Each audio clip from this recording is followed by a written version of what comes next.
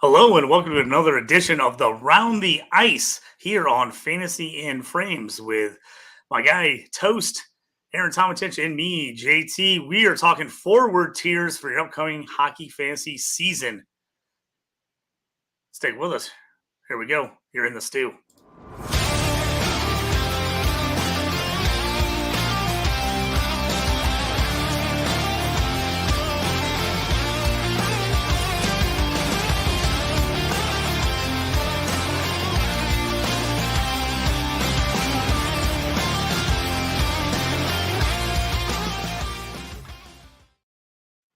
Hey, fellas, thanks for joining me here tonight. Second episode of the season here as we get ready for NHL Fantasy Hockey.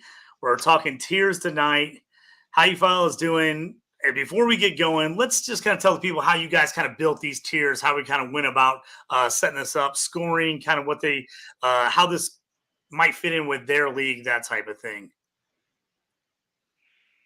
Yeah, JT, it's funny. Aaron and I were just talking about this the last few days, and just trying to figure out specifically how we wanted to tier, and how we decided we may want to rank. And I had already maybe put in a couple hours of work and started to do that. And I messaged Aaron, and Aaron, I said, "Hey, how you doing yours?" And Aaron said, I'm really going off 3-year averages, really big time, and also just line mate stuff like that. I'm like, perfect. That's exactly what I'm doing. So that's going to kind of be our base. But just as precursor for everybody, obviously there's many different formats out there, whether it be head to head, whether it be Cats League, whether it be Dynasty, Keepers, Cap League, you name it. Our tiers are really based on the very basic redraft settings. We'll mention some other formats as well as we go through these. So just keep that in mind. These are very loosely projected, and it's really to give the casual fantasy hockey fan really a base of where to start tiering these players, and maybe you can take away something valuable from this that's going to help you in your draft. Yeah, Aaron, how about you just said, talking about this, and that's a good point to make. You can use this for your redraft. You can use it in Dynasty. Obviously, as we get going down these tiers, we might say, hey, this guy in a Dynasty or in a salary cap league might move up a little bit because of he's getting paid pretty cheap. He's on a good contract. But these are good for everything, right? Yeah, exactly right. Yeah, kind of and again to Toast's point there, it's yeah, we just kind of we cut off all the fringe cases, again the all keeper leagues, the dynasty leagues, and just kept it to basics. So structured it just like we did coming off of our mock draft, where we kind of went over the mock draft. We had a mock draft in progress that all three of us were in, so we took those scoring and kind of set that at the baseline. So again, just quick reminder coming off last week's show, goals are 3 points, assists are 2 points, shorties are 1 point, power play points are 1 point. So real, I won't go over all of them, but real basic, just kind of following that same thing. So keeping that theme from first episode to now we're going to tier them, and it tiers kind of as we're doing this. And it's funny because again, Brian had mentioned that when we came together on them, and a lot of the same page. I told him, I said, we're going to end up with the same list. And we pretty much did. And Yeah. I told him we're going to put our curse on it, because last year we all picked Dallas to win. Now what's going to happen to these tier 1 and tier 2 guys? I don't, those might be the untouchables. Maybe it's more the tier 5 and 6 guys that we're certainly going to add our curse to, but we'll see. It was a lot of fun to put this together. All right, let me as we get into here, let me pull up these tiers so everybody watching here on YouTube can see it, and then obviously we'll walk it down through for anybody that listen on podcast. So we'll walk these tiers through there, so for those of you who cannot see it, we'll make sure you know what's going on here. So pulling these up here for you guys, you can see it here. Jumping in, we got our top 10 tiers. Obviously the tier 1, 2, 3. For smaller amounts, of guys in the tiers, and as we kind of get deeper down, you can kind of see there's a bigger amount of guys that can kind of fit in that tier. Obviously, Toast, if you want to start off with here, this top tier is pretty much across the board, I think, for most people. But let's go ahead and go down this tier for everybody. Yeah, so tier 1, I would imagine, is going to fit majority, if not all your formats. I mean, there could be an argument, given if it's a cap league or if it's a dynasty league, that somebody else could actually sneak up. But consistently, these are the 4 guys. This is the cream of the crop. These are the guys that you go into any fantasy season, you're going to be guaranteed over 100 points. And really, even if there's injury, you're going to be guaranteed well over a point per game. McDavid, really, I was joking with Aaron, and I just didn't want to extend it to 11 tiers. McDavid can be in a tier on his own. Now, given what Nathan McKinnon did this last year, really having, being healthy, to actually play all the games, really had his coming out party from a fantasy perspective, from a statistics perspective. There is a slight argument that he actually belongs there, but nobody's better than McDavid. And he's proven that. So, Aaron, I mean, let's say that there's 4: Connor McDavid, Nathan McKinnon, Austin Matthews, and Nikita Kucherov. Let's say this was a bangers league, or let's say this was a dynasty league. Do you still have anybody maybe creeping up in there, or is that your 4 as well? That's my 4 all day. Dynasty league, salary cap dynasty league. Let's say it's the arguably one of the more complex kind of who goes where. I still go these 4. They could be making 15 million each, and I'd still go these 4. Everything you said and what both of you said, no, I still go these 4 in every tier 1, no matter the format. If you have pick 1 through 4 and you don't take one of these guys, well, good luck. I hope your second round pick works out. Yeah. Yep. Is there anybody? I think for me, it doesn't matter if it's redraft or dynasty, anything like that. None of these guys jump up or jump down in a different format. These are your top 4 guys, pretty much across the board, correct? Yeah, without a doubt. These are the top 4, cream of the crop. A lot of fun to watch. Yes. Yeah, it makes it easy if you're drafting there on the back end, JT, of the draft, instead of drafting top 4. If you're drafting 5th through 12th or 18th, however big your league is, well, you don't have to worry about those guys because they're going to be gone. Yeah. You don't have to start thinking until you get hit pick 5. And then you got a decision. Well, speaking of that gets us into our tier 2 here. Obviously, for every reminder, we're talking forward tiers here. So obviously, you would have goalie, defenseman, some other guys in here, and we're not breaking it down. Center, right wing, left wing. If you're in a league like that, obviously we have some episodes where we talk about where some of those guys are a little more valuable. But if you're just in like kind of a forward setting league, this is kind of where these guys fall in these tiers. In case you were wondering on that, how about tier 2 here? We got another 4 guys here in that second tier that you're looking to take kind of in the middle of that first round if you missed out on those top 4 picks.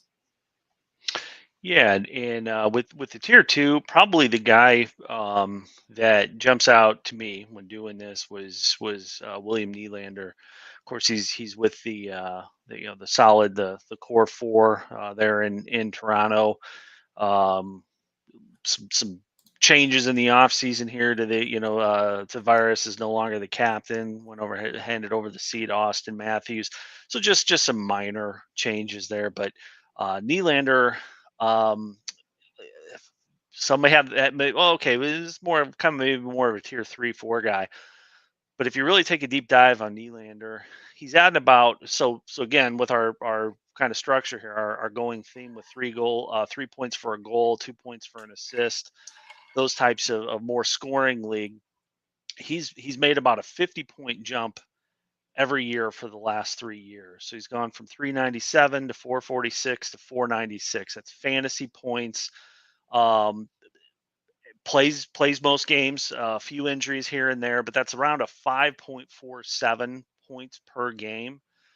fantasy for Nylander. So he's kind of one of those guys, and he doesn't have the recognition that tier 1 does. Well, who does other than the tier 1? But he may not jump out off the page at you. And again, he's kind of been in Austin Matthews' shadows. Matthews was, the 1-1 pick, and put up a ton of goals. He when Ovechkin breaks Gretzky's record, he's probably going to break Ovi's record. Austin Matthews had his. So Nylander, he's just, and he gets paid a lot too. He's at 11.5 million. Well, even with Dynasty League salary cap structure, he's still pulling in a pretty good tick, a pretty decent rate for somebody that's making 11.5. So if you are in a fantasy league, you're in maybe a fantasy dynasty salary cap league, like the three of us are in too. He may not be a top tier 2 pick, just because his points per dollar spent take a dip. It's going to cost you a lot more per dollar. So of the big names, he may be towards the bottom of this tier, but still likely a tier 3 or 4. But for our format, for our basic league, definitely deserves a call out, a shout out with his points production, and he just keeps arcing up. His time on ice is about max. He's getting about 19, 20 minutes a game, but he's people are having a hard time shutting him down now. Whether he's skating with Matthews or he's skating with Marner or he's out there on the PP with both of them, he's shown improvement, vast improvement, arguably to anybody else that we've got in the list. So he made a jump. He went to tier 2. I love seeing Nylander up there. He's been a guy that I've loved for years. He was one of my favorite guys when he was a young player. I had him as a keeper in our home league for many years in a row until he just jumped up to where it was cost too high compared to what some of the other guys I had. But he's a guy that I felt could make this jump for a couple years, and we finally seen it. He's gone from that guy I feel like that had the potential to be one of the high-end guys that now he is one of those top-end players. And just him and Matthews being next to each other, I think it makes a big difference. So he's a guy I've always been a big fan of. Like you said, in the salary cap league, might push him down just a hair because of the big contract extension he just got. But in any other kind of league, to me, he's right there with the other three guys in here with David Pastrnak, Leon Draisaitl, and Mikko Rantanen. I mean, there's some leagues I could see myself taking Nylander over those guys, especially if it's a league where I'm trying to get a guy that's just a hair younger, maybe.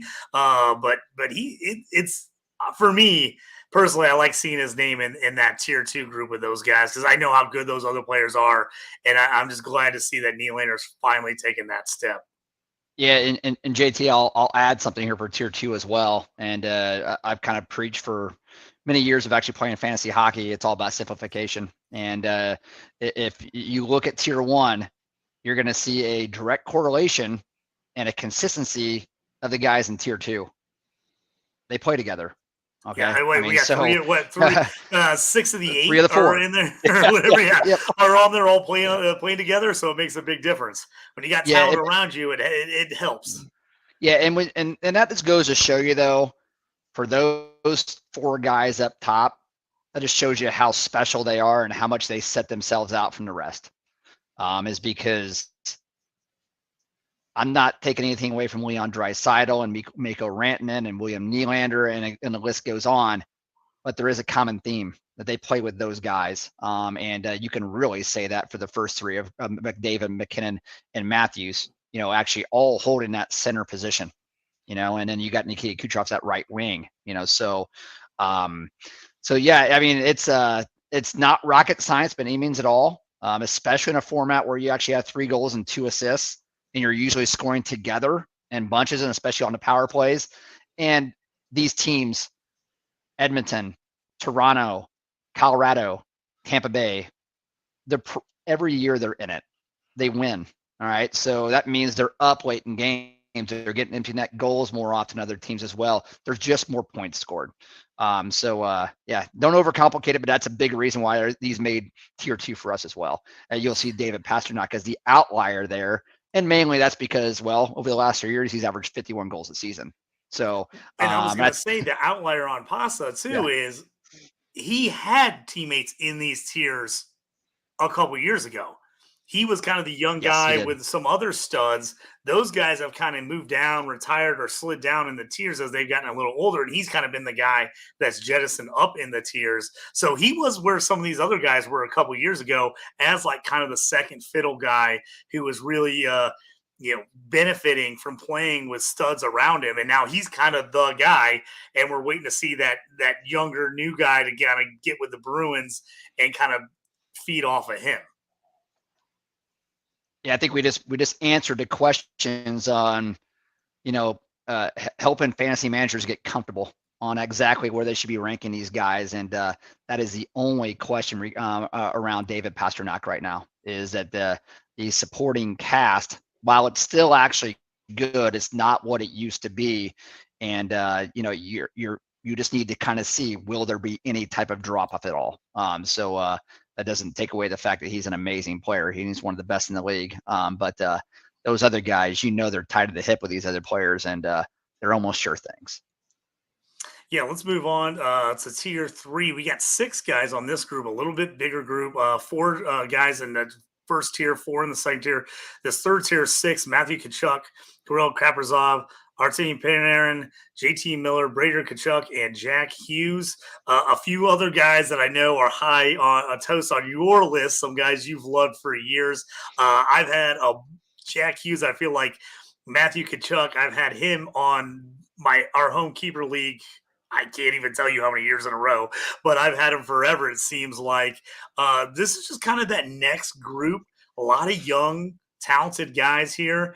And it's just like you're waiting for their teams to take off on some of these guys. And some of these guys finally got moved and saw new teams, as Matthew Tkachuk ended up on Florida Panthers, and seeing the uptick from him going from Calgary to Florida, as now he has a lot more talent around him.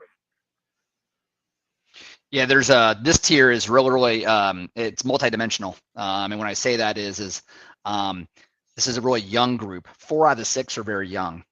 So for dynasty purposes, man, these guys are really, really good. So when I'm talking about the Tkachuk brothers, Kirill Kaprizov, as well as Jack Hughes as well, I mean, you got everybody there that's actually between 23 and 26. And they've just signed their first big deals. And also many of them, especially to the Tkachuk brothers, even Kaprizov as well, they cover many different categories. They're not just one-dimensional. So to me, I would like to hope that I'm actually drafting near the end of the back end of drafts every year. That means actually I'm finishing near the top every single season.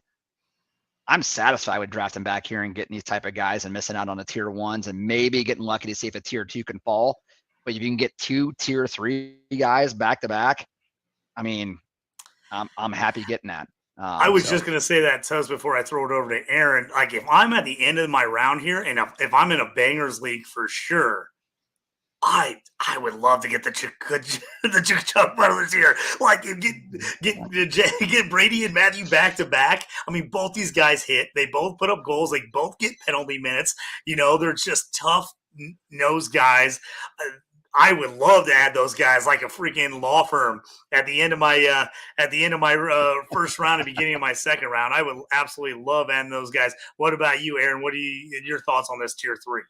Yeah, no, I was just going to say the same thing. I think you imagine the visual, like on a Fantrax draft board where you got Tkachuk back to back. If you got that 10th or 12th pick or how many ever.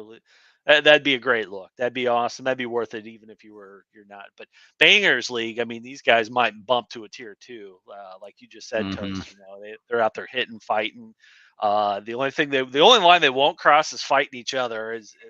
I don't think it was this past year, or it might have been the year before, where they the telecast had when Ottawa played. Well, maybe it was last year. I think it was Ottawa, Florida. Whatever year it was, when they really honed in on the Tkachuk family, watching the brothers go against each other. There was fight. There was gloves on the ice. Yeah.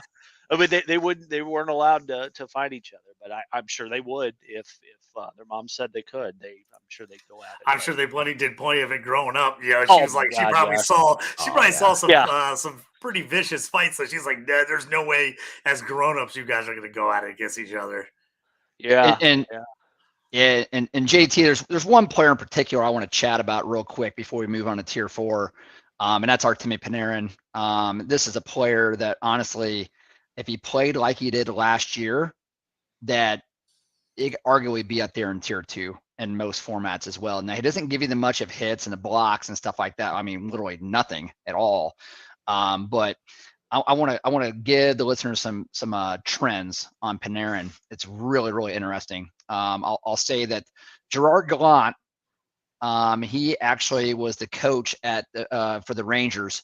I think for Panarin's last 3 years. Now, last year he was not. Peter Laviolette actually come in, and he had actually come over from the Capitals, and something changed with Panarin.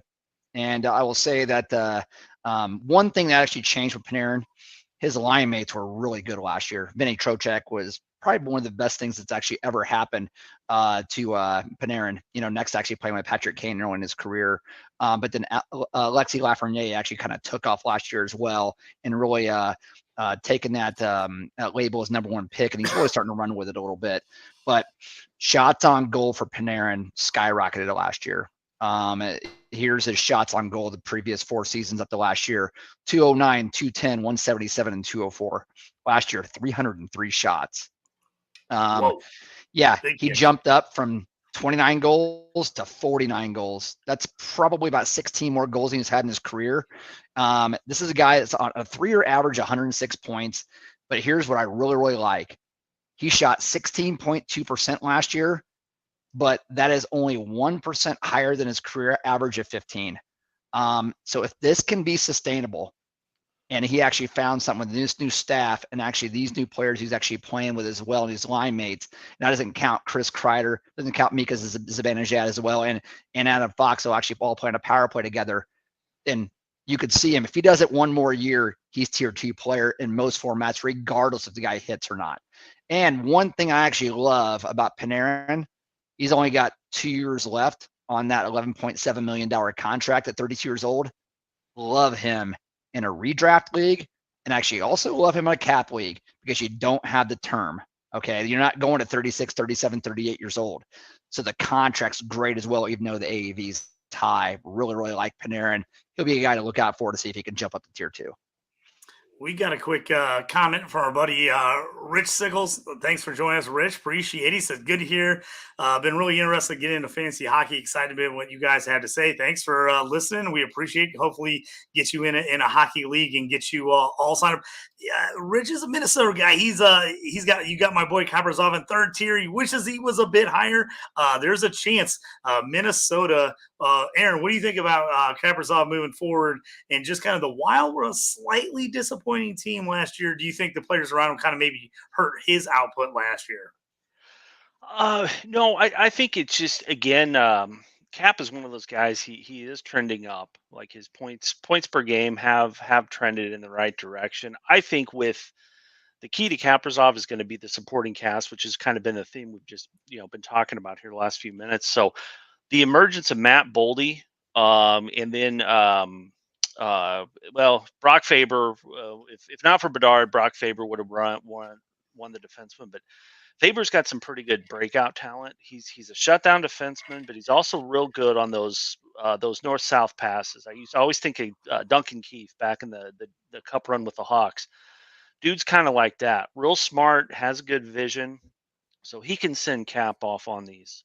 I absolutely think Kaprizov can probably jump to a tier 2 guy because of his supporting cast. Boldy's got another season under his belt. I like what Billy Guerin's done there in Minnesota. Had another real good draft this year. Some good picks. So I think that is what. So it's he's given 100%. He had a bit of a slow start to the last season, which is unusual for him. But he really poured it on then. Like November on, he was on. He was a man on a mission. So I could definitely see him jumping tier 2. And with 3, it's just like kind of you could really take any of those guys at any point is kind of the point of this.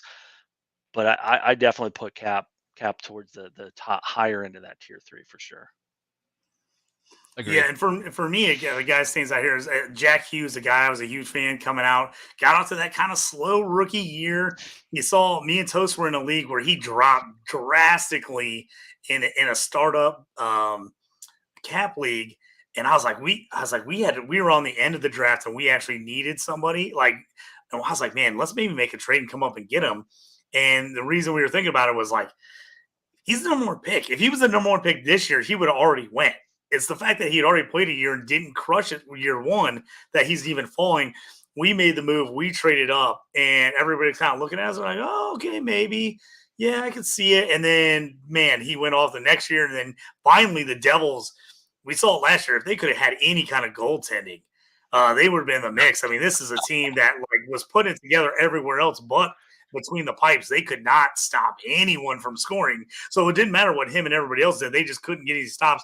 I just think Jack Hughes, we're finally seeing him hit that potential of when he was the number one pick. I think you could see it now. And the fact that he's just got such a young core around him, I think this Devil team is just going to get better. I think he is just scratching the surface of what he can do. And I think the fact that he's now made it back up to this tier 3 kind of shows that sometimes you got to give these guys, even if they are the number one pick, you got to give them some time. I mean, these guys are He was 18 years old. Right. I mean, right. It's like we get in this world where everybody wants these guys to go out and score 50, 70 points right off the bat. It's hard. It's hard. I mean, Connor Bedard, well, let's talk about him, but I mean, it's rare you see these guys come out as rookies and just come out and just light the world on fire right away.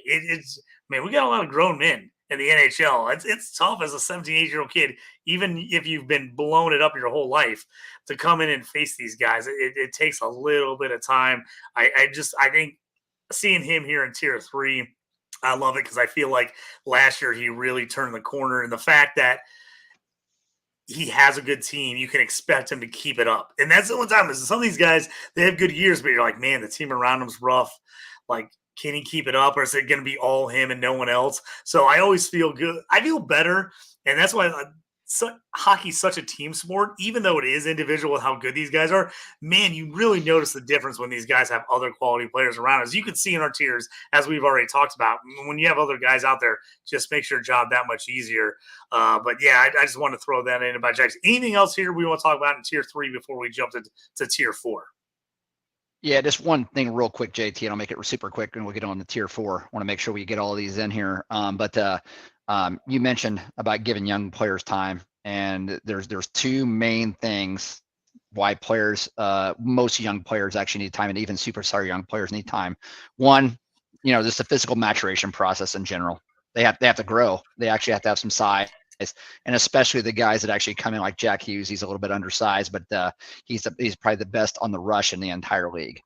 And also too, a company with just the maturation process in general, everything's come so easy to these superstar players actually at the lower levels. They don't, they come in and they think they can maybe do this or that or what they've actually done and realize, I just can't go around everybody. So then they have to learn other parts of their game as far as sharing the puck and actually seeing different angles and really seeing the ice a little bit more so they can actually put themselves in positions to continue to score like they've actually done their entire lives. And that just takes time. They're no longer heads and shoulders above everybody else. So, as we go to tier 4, just want to remind everybody of that as you're in those dynasty leagues and whatnot, have some patience with these guys. There's only a handful of guys over the years that actually come and make an impact right away. Yeah, and I think that's a good reminder. I mean, that's just at every level. You forget these guys have just been absolute stars their whole life. Even when they're playing other people, like, they're usually at the very top. Coaching over the years, I've had to teach that with kids when all you do is play kids in your school and then you go play other schools, you're like, oh, see, they have kids as good as you. And it's like, they're like, I'm just smoking everybody at my school, but then I go to places like, oh, they have one of me on their team too, or 2 or 3 of them on their team. So I think it's always that learning curve of like, oh, okay, this is what these guys look like, and then just becoming a professional. And I know hockey's a little bit different than football and basketball because these guys do grow up in more of a pro setting when they're at the super high end of stuff. But man, just getting out there and taking hits and looking at the speed of everybody else, it takes a minute. I mean, you get all of a sudden you're getting checked by guys 6'4", 240, and you're like, oh, I usually just run around those guys. and like you're like, oh no, those guys are fast and big. There is always just that little bit of time where even the best guys, it takes them a minute to kind of go, okay, this is how I have to adjust my game, is how I need to do it a little bit different. And then again, I always talk about, not that these guys don't work hard, because they do, or they wouldn't be where they're at, but you just start seeing that little bit more effort you got to give. Just that little bit harder you got to try, that little bit harder in training if you want to catch those guys in front of you. I think that makes a huge difference.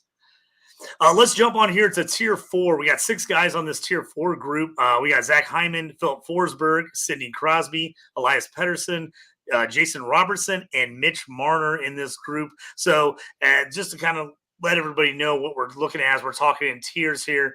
Obviously, no defensemen, no goalies in this list, as this is our skaters.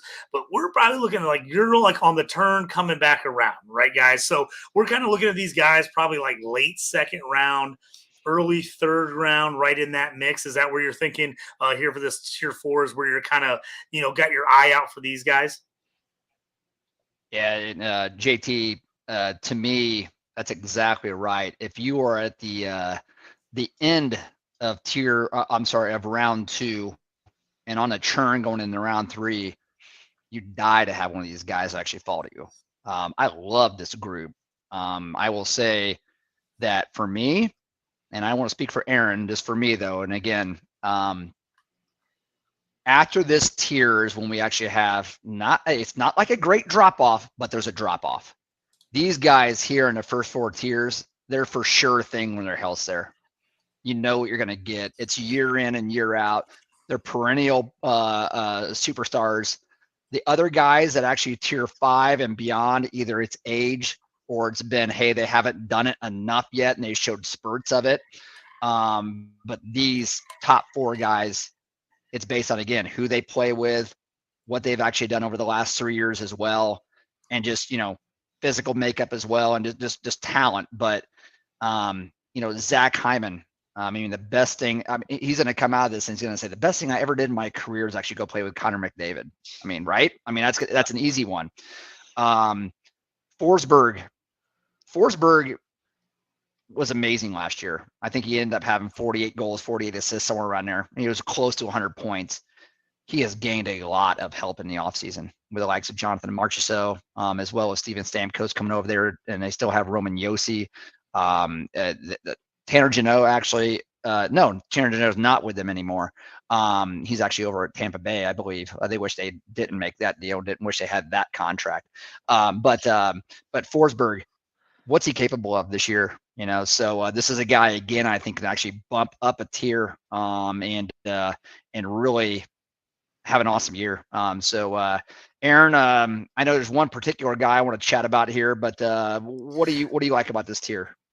Yeah, what I like, it's going to be a bit of both. What I like and what I don't like. Elias Pettersson was he was 3 full strides ahead of the rest of the league last year. Again, like through November, dude was lighting it up. Tocchet coaching change. JT Miller, who's in the tier just ahead of him, which rightfully so, is taking off. Fish to water. These guys are getting along great. And then he disappeared, and now he's so.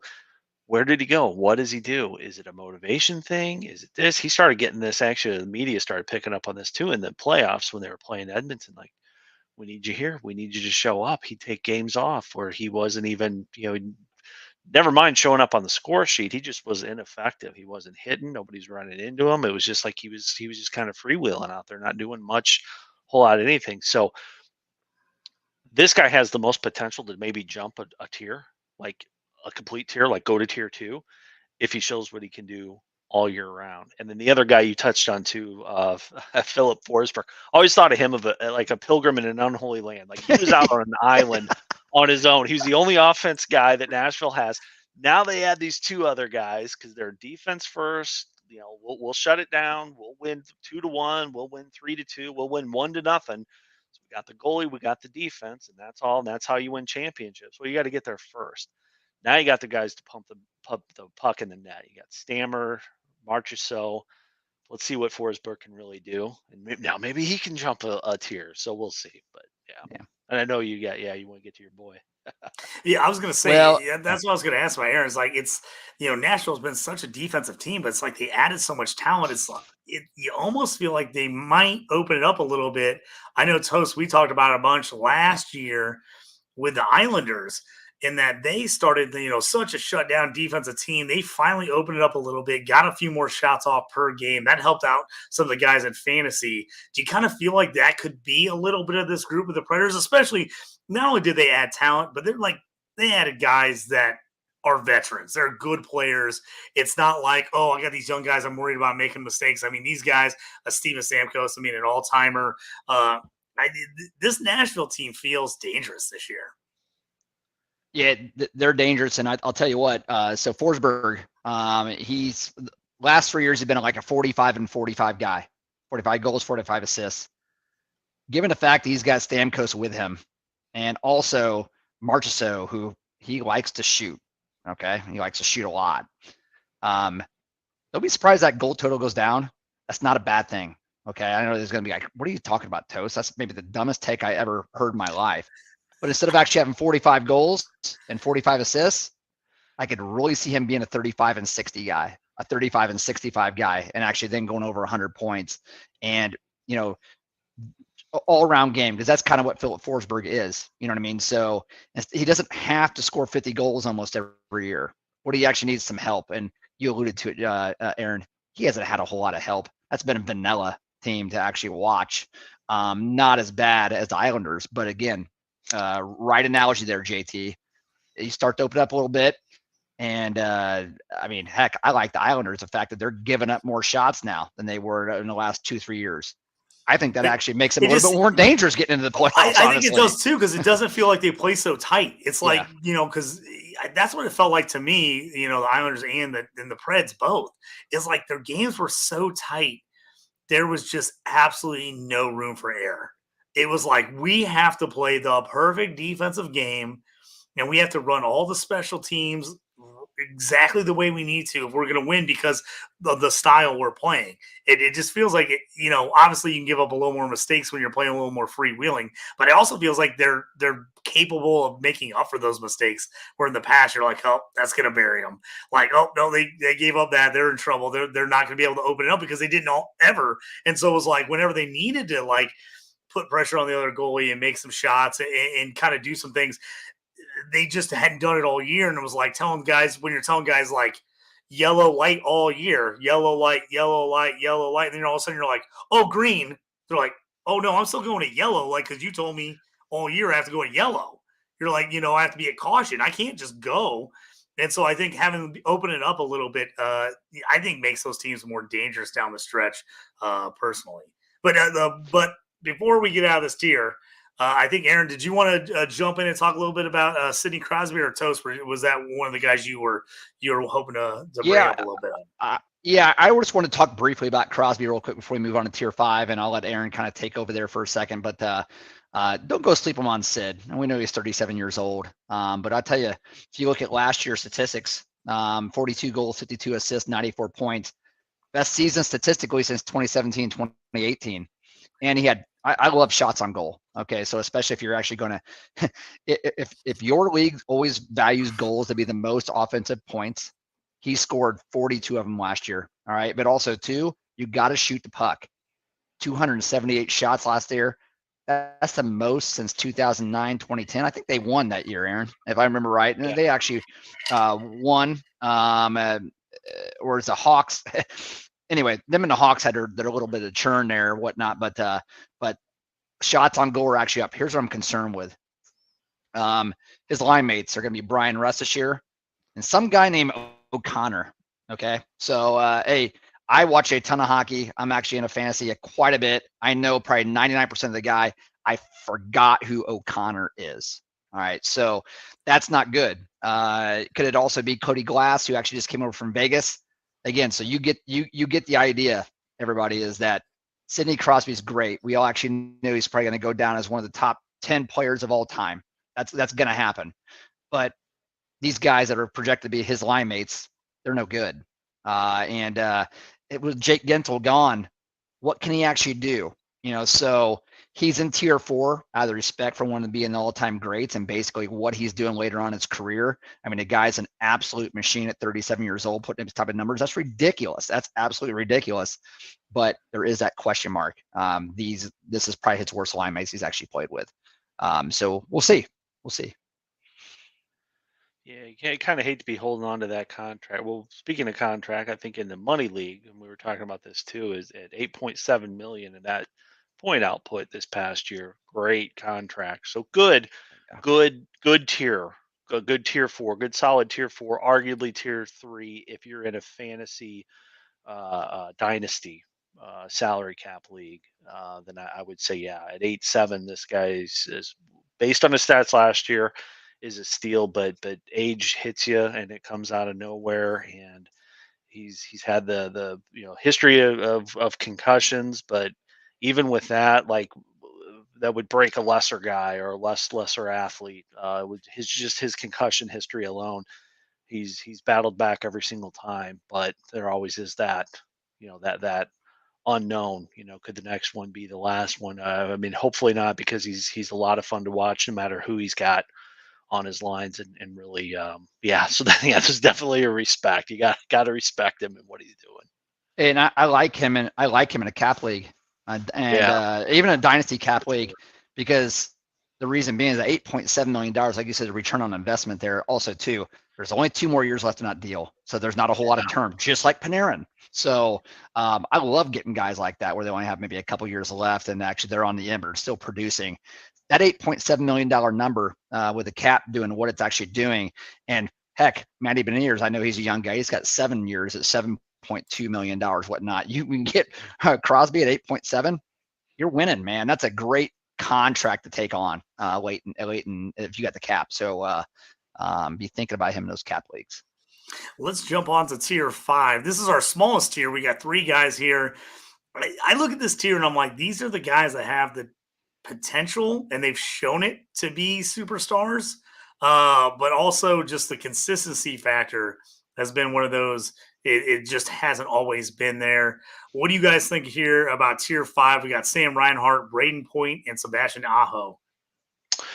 Yeah, I mean, the guy I'll highlight here in this tier 3, like you said, JT, pretty small tier, but Braden Point, tier 5 feels right, and the only reason I'd say a slip is just the how Stammer moved on. They moved away from Stamkos. So what that means, and what we kind of touched on at the beginning when we kicked this off, is you look at the tier 1, who plays with who. Well, okay, Point and Kucherov should still be together. But when you had Stammer in there, you could match up. So you could go maybe throw whoever on the left wing. You go Stammer Point, or you go Point Kucherov, or Stammer Kucherov. You could mix it up. So the shutdown, typically your line 3 in the NHL, your shutdown defensive forward line, your Selke trophy nominees, they go out there and they just shadow these superstars. It's a little bit easier to do that now in Tampa with the loss of Stamkos.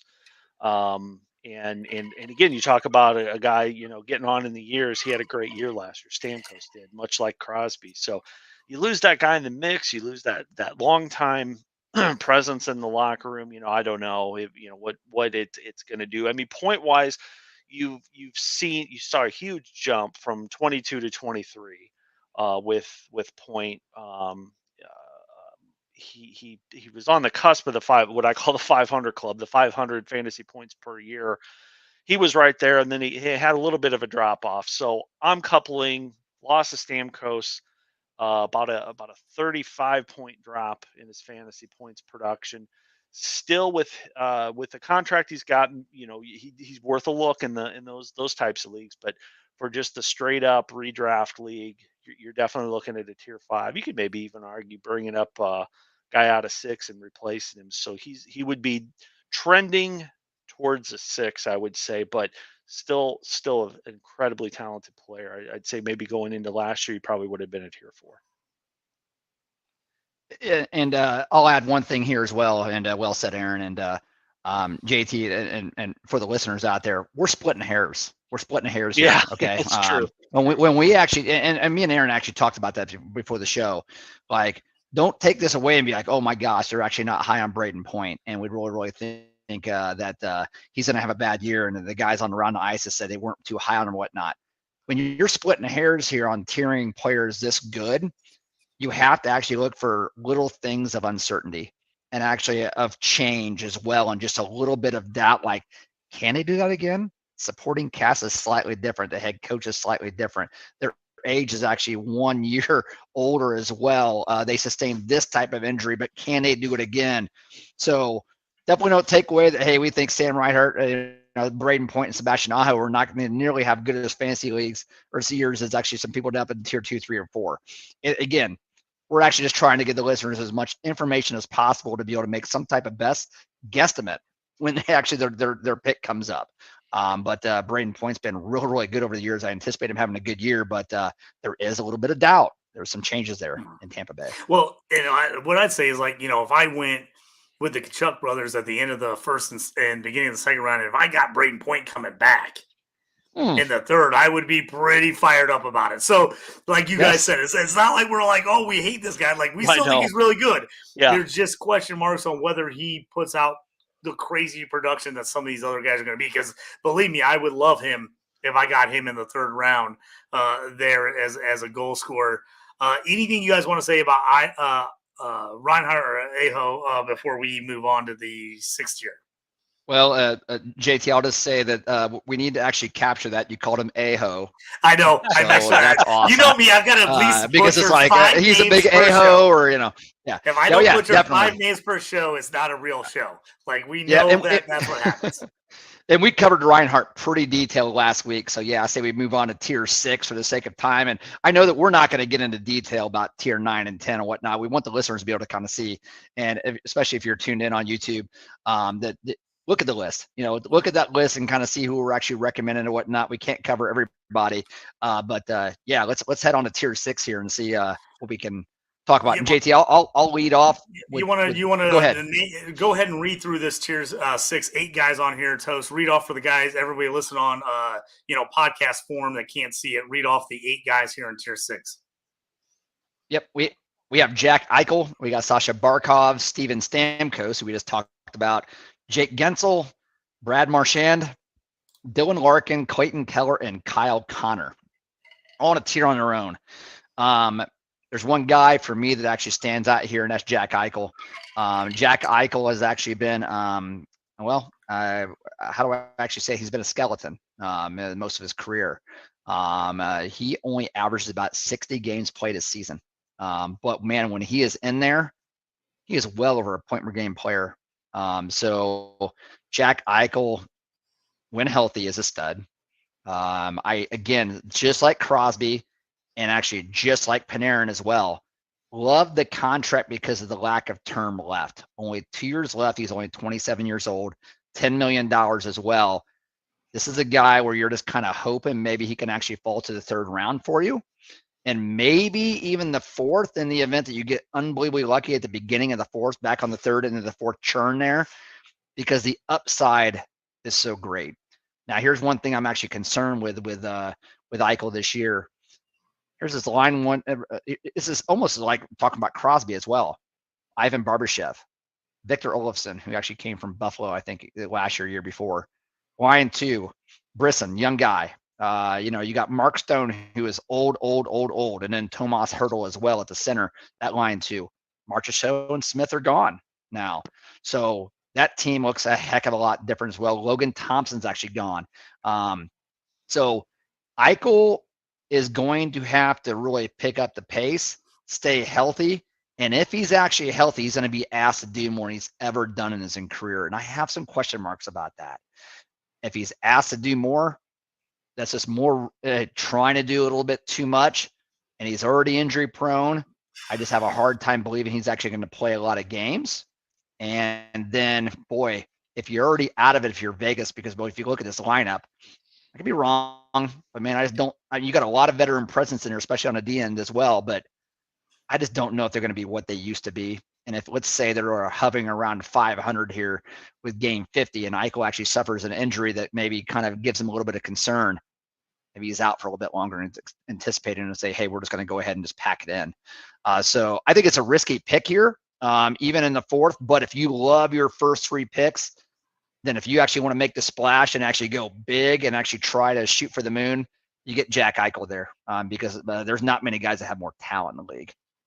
Yeah, Aaron talked to me a little bit. I was like, I feel like this tier here, you've got some of the old faithfuls, some of the guys that we've always been able to count on for years and years and years. And you got a couple young guys that aren't real young, but they've been solid. Maybe have had up and down years depending on how good their teams are. I'm thinking Dylan Larkin, Kyle Connor, 2 guys I've had on a ton of teams I like a lot. But then you got a few of the older guys that are like, you just know what you're getting from them. Kind of break down for me difference maybe between redraft and keeper, either a keeper or a dynasty league. With some of these guys, because you do have that little bit of mix between I might get a little more from this guy this year, but this guy's a little younger. I might get a little more long term out of him. Yeah, well, I think in the redraft you go safe. You go what you know. You go with what you can comfortably predict. Stamkos is going to score a lot. Barkov, obviously he's a Stanley Cup winner now, but he plays a lot of defense. He's probably, if I'm building a real NHL team, he's probably a tier 1 guy because he plays so well on the defense side. But in fantasy, I could care less if he's a minus 400. I don't care. I just want him to show up on the score sheet. So I think if you're in the standard redraft, you're going to go with the veterans, those veterans that you had just mentioned, JT. If you're in the dynasty draft, and it sounds pretty basic, but like Toast said at the beginning, just keep it simple. You go with the younger guys, Clayton Keller, Kyle Connor. Clayton Keller's on a team, Utah now. Used to be the Phoenix Coyotes, the Desert Dogs. I will still say, as you're going to say that, I've been pushing hard for the Yeti. I like the Utah Yeti. Yes, I love the Yeti. So if you have not gone online, they have not officially voted. They're going to be the Utah Hockey Club this year, and then they're going to come with official. Get on there, vote for the Yeti. I think the Yeti and the Mammoth were the 2 they were kind of talking about. I love the Yeti. There's some awesome jerseys I posted on my page. I might have to repost them after this show, but I just wanted to throw that in real quick for anyone looking in there. If you live in Utah and you have anyone you know who vote, get in there and vote for the Yeti or the Mammoth, please, because I want to see a good name, because I think they could have some awesome jerseys out there in Utah. But sorry to cut you off, Aaron. Go back. Oh, no, I love it. And then, the Utah clubs, anything to sell more jerseys. So you got to get this year's jersey if you're a fan. Then you get, when they hopefully get the original, right? Yeah, you got to get the original year 1, and then you get the extra. Yep. Oh, yeah. But this team was handed off to them, and good for them. If you want to grow a city, I don't care what sport it is. When you expand, winning hockey game, hockey's weird. With the last expansion, Vegas plays for the Cup. You've got some recent expansion that has Seattle was good. Very Seattle, yeah. That was how I couldn't think. They're year 1 out of the gate. They beat the Avalanche. So. In hockey, the parity is very close. They do it right when they bring somebody on. But this team that went over, and I know they're not an expansion team. They were the team that they had some deep drafts. They have had some high picks. These guys we're 18, 19, are all now 21, 22, 24, are ready to blow up. And Clayton Keller is going to lead the pack. So love it. If you're in a dynasty league, Keller and Kyle Connor are your guys. We're coming up here shortly on the hour mark. Let's move into tier 7. We got 9 guys here. Jesper Bratt, Matt Boldy, Wyatt Johnson, Alex Ovechkin, Tim Stutzel, Tage Thompson, Nick Suzuki, Connor Bedard, Toast Your Boy, and Vinny Trocheck. Jump in here and tell me kind of your favorite guys and why you're taking them in this tier. I'll keep this short because I kind of went off on him last time in a good way. Wyatt Johnston, he's my boy. The dude, he's got he's only been in the league 2 years, 22% increase in his fantasy points per game. So that's a real good jump. Anything over 18% is noticeable. You hit 20 and above, you're talking life changing. Time on ice went up it took about a minute and a half. Doesn't sound like a lot, but that's an extra shift. Those are those empty net goals. Those are those end of the game goals. And then his playoff performance last year, almost a point per game. I think 19 games played, 16 points. But there was early talk, and not just because I put a future on him, but Conn Smythe talk. If Dallas would have gone on to the next round or even gone on to the Cup, the guy was playing that well. So he We had just broke early that money stat. on him. We had early money We on him. did. I thought it was a great bet. If they could have got there, I think he could have ended up winning it. I love the Yeah. odds we had on him. I that was one of my favorite playoff bets we had going into last season. I agree. You lose the veteran presence, you lose Pavelski, but the teams are chasing around Robertson. The dude's like a water, but he flies around out there. Wyatt Johnson comes in and he does what needs to be done. He's fast as well, but I just like the striking the iron while it's hot. This dude's on a bit of a heater, and he's going to continue it. And I think he's playing in the right city. Good hockey city down there. Great defense. Great goalie. This dude, you want to be on his breakout. Double what I just said. So add double to that. If you're in a dynasty league, this is your guy. This is your a solid early pick. Toast, I know you're a Connor Bedard guy, and I want you to get in on Bedard. But before that, talk to me just briefly about Tim Stützle and Tage Thompson, two guys that dynasty people have been all over, and then they both took just a step back last year, a little bit when it came to redraft and the points they're putting up. Where are you at on those guys both coming into the season? Yes, I'll start with Stützle. I talked about him briefly last episode here. Health was a concern last year, and it wasn't actually well publicized as well. So he was playing through a lot of issues. In his year 2 season, which was the 22-23 season, he had 91 points as a 20-year-old. Again, that type of Wyatt Johnston type of rarity. He was actually there. I'm playing at that level. Stützle is somebody who actually you guys know as well. I'll be targeting him, and we're screwing ourselves here right now by actually just tipping our hand, especially if any of our people that we're actually in the league with are listening. But obviously, that's no secret that I actually love the guy. I said the same thing about Connor Bedard last year. Mark my word, this is a guy who actually won't be in tier 7 long. He will actually, it would not shock me at all if he actually made a jump from tier 7 to a tier 4 to tier 5 player this season, because he actually has some decent players to play around this year. Decent. Okay. And he was 61 points in 68 games last year. And moving into this year, I fully expect, given health, and it's always actually a health, that if he actually plays a full 82 or close to it, he will be over a point per game player. And he actually just turned 19 years old. But all I'll say about tier 7, as we kind of wrap up tier 7 here, minus Alex Ovechkin and actually minus Vinny Krocek, this is my favorite tier for Dynasty. These guys are Dynasty studs. Love this tier. If I could actually get multiple out of this tier for a Dynasty league, I'm just thrilled. So this is probably next to tier 1 as far as a Dynasty goes. This is my favorite tier to look at. Yeah, love that. A ton of good young talent in there for sure. And guys have shown a huge upside. So let's move on here to tier 8. We got 8 guys in this. We got Chris Kreider, Alex DeBrincat, Cole Caulfield, Marty Barzal, Adrian Kempe, Mika Zibanejad, Yes. Andrei Zavechnikov, and Travis Konecny. So, of course, you knew I was going to butcher this one, but I actually did better than usual on these guys. Jump in here and kind of tell me who you like. You know who I like in this tier. I love the fact that he's now on the wings. But you got some guys here, that showed some improvement last year, and then some of these guys were on some bad teams that have gotten slightly better, and some of these guys are still on bad teams. So tell me who you like here. Yeah. I mean, it definitely, like, the cat to Brinket, like him in this. Huge Matt Barzal fan. He's a fast skater, up and coming Islanders. And when I say up and coming, I mean offensively. They're finally going to put some points on the board here. Kempe showed showed the right trend. Younger team there in LA, minus Kopitar, but they're on the up.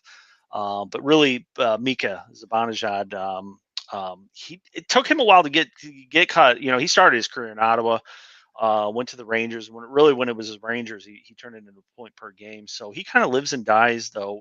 Very streaky player that I kind of talked about, Pedersen.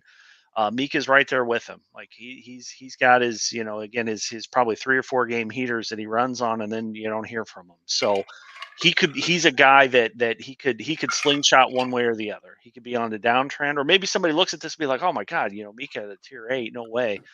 Yeah, well, that it kind of feels right now. Like he could be a tier 9 guy, or he could be a tier 6 guy. It just depends on which Mika you get and what the Rangers do. Rangers are a little older in the tooth now, and they got the Devils to contend with. The Devils are hot and up on the rise. So even at a point per game type of guy, add another year on him, and the inconsistencies is maybe why he's in a little bit of a lower tier. Yeah, there's 2 guys I like in this tier. JT, I know we're up against the clock here, but Andrei Svechnikov and also Adrian Kempe, mainly in banger leagues. They hit a lot. They hit a lot. They'll actually shoot the puck a lot. And Kempe will actually score in bunches as well. Really like those guys if you're in banger leagues, and especially Kempe and both of them anyway if you're actually in a Dynasty Bangers league, because they're both pretty young. I think Svechnikov's only 24, 25 years old. So Kempe maybe 26. So those guys kind of stand out. Yeah, I like Kempe because I feel like a lot of people forget about the Kings out there. So I think he's the guy I feel like slides a little bit just because he's not on one of the main teams. And so especially where we're at, where most of the guys that we are friends with are Midwestern guys or East Coast guys, we kind of forget about some of those West Coast guys. I like Kempe in this. How about run us down tier 9 real quick here, Toast? Just after the hour, we'll try to finish up here in the next 10 to 15 minutes. Toast, run down tier 9. We got 7 guys here in tier 9. Yep, we got Kevin Fiala and Carter Verhaeghe, Rupe Hentz. Now I know why you gave this to me, JT. Mark Scheifele, Patrick Kane, Ryan Nugent-Hopkins, and Joel Eriksson Ek. So those are some difficult names there. But JT, you did really good with Zibanejad, and you actually did really good with the Drinking as well. So you could have actually done it maybe. I know. I just felt like that. I feel like you were primed and ready for that one. So I was like, no. He took one look at you like, you take that. Yeah. So a lot of people are actually really falling out of favor with Mark Scheifele. I'll be honest with you. I'm not real sure why. I know Kyle Connor really is the de facto, I'd say, the leader of that team, but the fantasy leader of that team. He's in a score over 40 goals. He actually did deal with a little bit of injuries and stuff. Scheifele, he's pretty steady, honestly. I would love to actually tier 9 Scheifele, give me Mark Scheifele. And I can actually say the same with Rupe Hentz as well. Hentz getting the opportunity to play with, hopefully with Wyatt Johnson, but knowing he's actually going to play with Jason Robertson as well. What can you say about Carter Verhaeghe? I mean, Verhaeghe is a cup champion now, playing on a pretty loaded Florida team as well. And Joel Eriksson Ek, only 24 years old. This guy's an up-and-comer. He shoots the puck. I bet on him a lot to actually shoot the puck. I believe he's a guy that gets over 250, 260 shots. A young guy like that actually plays center and actually wants to drive play, that actually also shoots the puck at that rate, playing alongside a great like a Kaprizov as well. I think Eriksson Ek is going to find his way up the tier board, very, very quick. He's not going to be in tier 9 long. The guy I'm really interested, especially in a redraft here, is Patrick Kane. Going to get a full season. They just missed the playoffs last year. They were just getting things figured out when he was in there. He got banged up for a little while, missed some games. But when he was in there, it just seemed like when him and Larkin were healthy, there was a different Red Wings team. It was just a totally different team. I think he's a sneaky good redraft play. And I think, especially if people have been doing dynasty drafts, he's going to fall because obviously people are going to look at the age and they're like, it's going to kind of forget about him a little bit. But I really like him as a sneaky pickup in redraft. Aaron, anybody you want to talk about real quick here in tier 9? Yeah, I would say, again, it kind of the same tone. Talked about Zibanejad in the last tier with Verhaeghe, Connor Verhaeghe. Had the the game-winning goal in the Cup. Was kind of, he was here, then he wasn't, and then he was there, and then obviously the GWG in the Cup was amazing. But this is one of those guys that some of that carries over. That kind of, oh, hey, I remember him. He was great in the playoffs. Well, was he? Because he had a great game 7.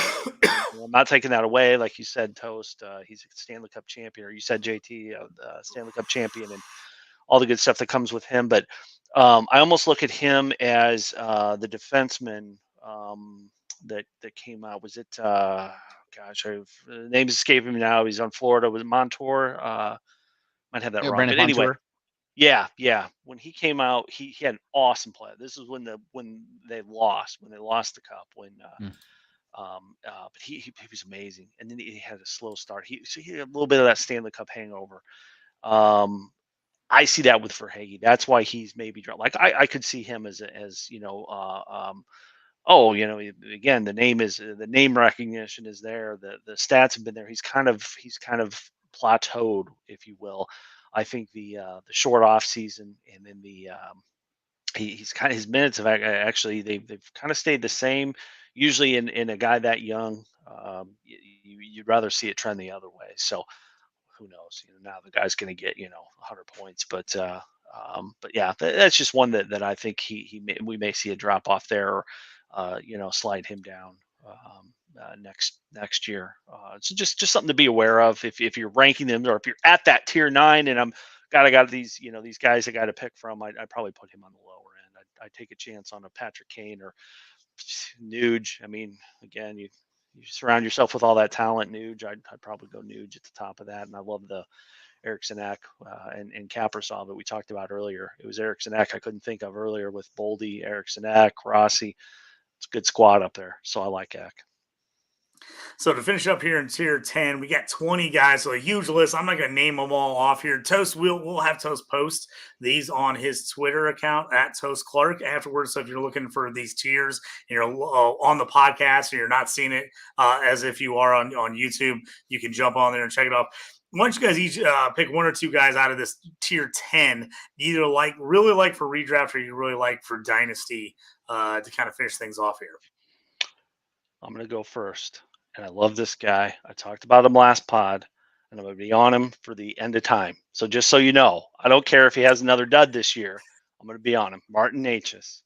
Martin Necas, he's a potential of a tier 4 guy. So if you take nothing else out of this pod, he's a sleeper pick.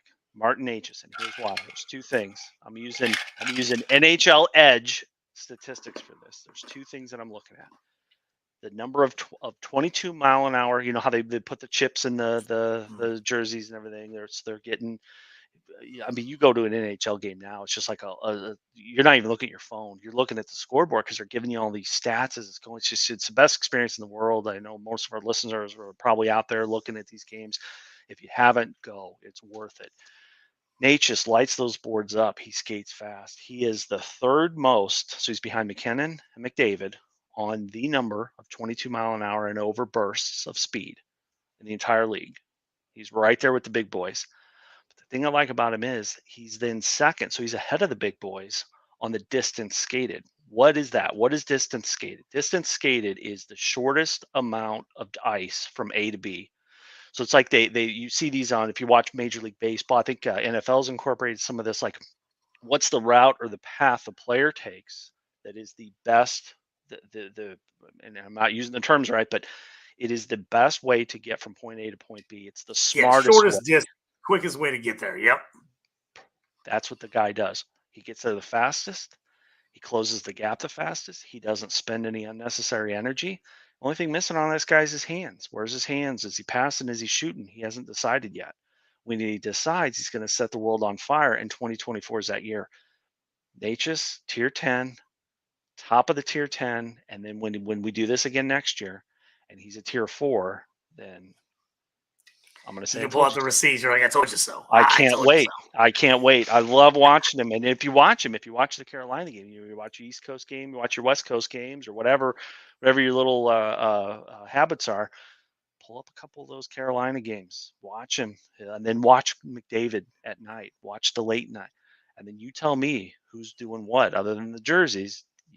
a lot of similarities. So I love it. I can't wait for him. I'm drafting on every team. So any of those on the home league, hands off. I'm going to be taking him, and I'll take him too early. Don't worry.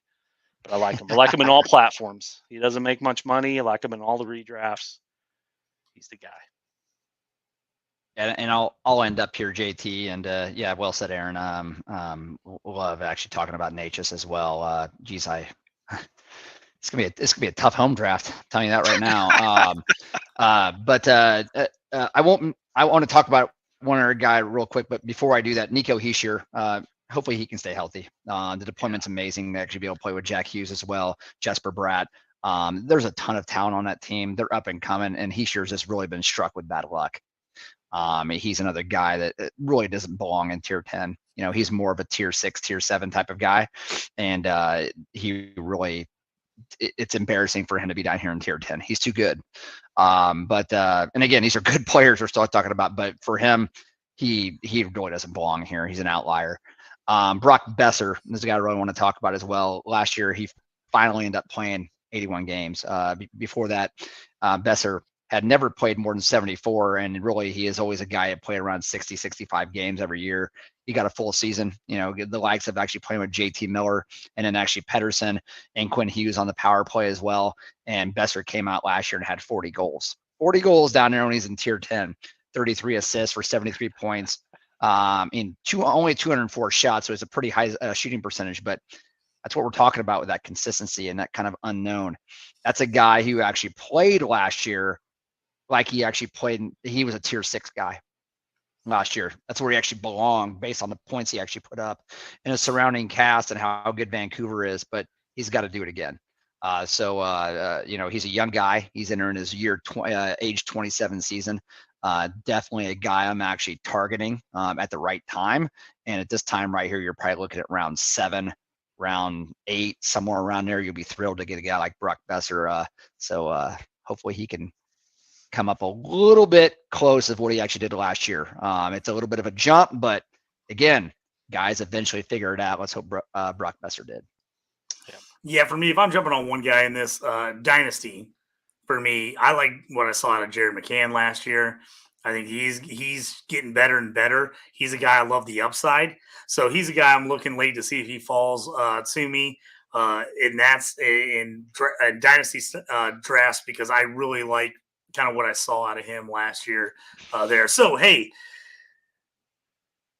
it is coming to the end of the show. We ran this one a little bit long. We appreciate everybody sticking with us. Let's get our final thoughts here. Toast, go ahead. You and then Aaron, you guys give me your quick final thoughts here and we'll wrap this thing up. We're going defenseman and goalie tiers. Defenseman and goalie tiers next week. I was just going to bring it up, but you beat me to it. I love it. Nope, that's okay. And so take anything away from tonight, take this is there was little uncertainty or smaller percentage of uncertainty with the forward tiers.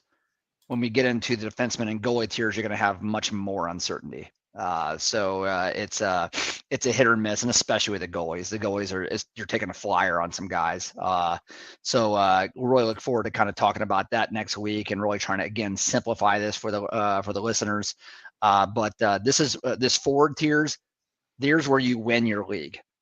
You win it actually by drafting forwards and actually drafting well. The defensemen and the goalies, they can help out, but they're most times are not going to win you the league. It's going to be healthy forwards that actually break out and they actually shoot the puck and they shoot it a lot. So look forward to next week. Yeah, well said. And I like what you said earlier, Toast. The tier 7. It's that's the favorite tier. So. Looking forward to it, and that's a great. Those are the guys that end up being much higher. They have that potential. They can springboard into that higher tier. Martin Natchez, Wyatt Johnston. Those are your guys. Pick them. Everybody pick them. Make sure to check us out every week on Tuesday nights, 9 p.m. Eastern, 8 p.m. Central. We'll be here with Around the Ice on Fantasy and Frames. If you haven't got enough, you want to get a little gambling action in, stick with us here on Fantasy Frames, college football betting pre-show is coming up with me and Ben Dyer. We will be here in just a couple minutes. We'll jump on and give you kind of our over-unders, our season-long award picks, and just some kind of crazy bets that we've been finding looking around these last few days right before week 0 kicks off this Saturday. So thanks for joining us here on Around the Ice on Fantasy and Frames, and we will check you guys next time. Thanks very much. Have a good one.